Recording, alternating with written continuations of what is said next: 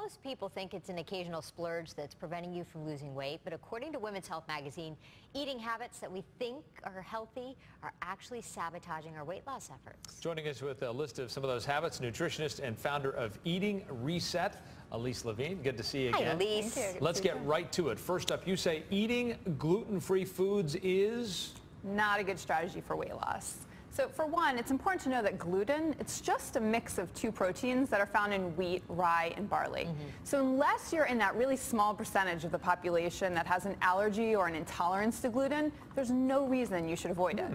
So there's all these gluten-free foods on the market, and if you're just substituting gluten-free cereals and crackers and breads for products that contain gluten, you're no better off in terms of weight loss. In fact, some of the gluten-free products are less nutritious than the ones that have gluten in them. Okay. So instead of going gluten-free, just focus on a less processed diet. Good to know. Now, your next tip, the thinking is eat a smaller portion. That's the key to losing weight. You say not necessarily? It depends. Some people go so small in the portions that they're drastically undercutting their calorie needs. And when they do this, they might lose some weight in the beginning, but they quickly hit a plateau, or they might even start gaining some weight back. And they're starving, probably. And they're starving. And so what's going on is they're not meeting their needs, so their body is breaking down their lean muscle mass or their protein stores for fuel, which slows your metabolism down. So the key here is not starving yourself, but figuring out or listening more closely to what your true needs are, eating when you're hungry, stopping before you get too full. So when my body is telling me eat French fries, I should yes, eat the French fries.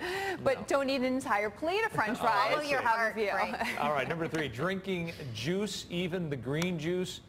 That's what? That's not good for you? Yeah, sorry for all the juicing fanatics out there, but this is not a good strategy because you take these whole fruits and vegetables and you put them through the juicing process and you remove a lot of the nutrients, especially the fiber. So what you're left with is basically a sugary beverage.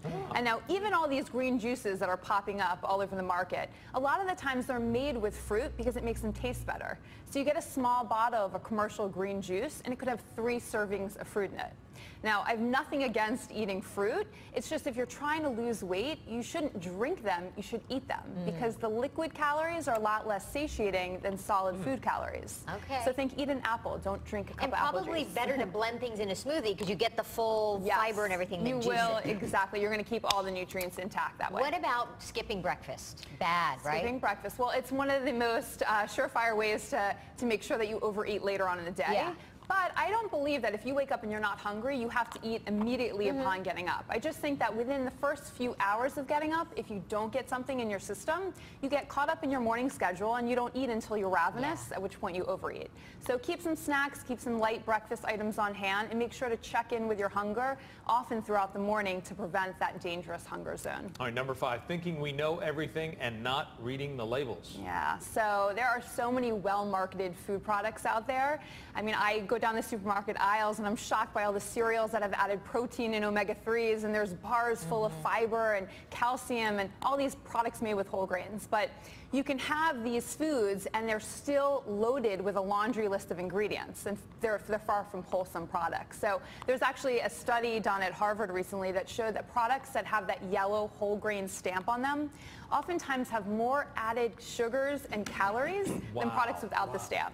So you want to really be a savvy shopper, hone into those ingredient lists, and know that the fewer ingredients there are, typically the healthier the product is. All right, for more information on these 5 eating habits that are sabotaging your weight loss plans and many more healthy tips from Women's Health magazine, you can pick up a copy of Women's Health on stands now or go to womenshealthmag.com. They got hot bod secrets there. And for more information on Alyse Levine and her online weight loss program called Eating Reset, you can go to eatingreset.com. Thanks for joining. Thank you, Alyse.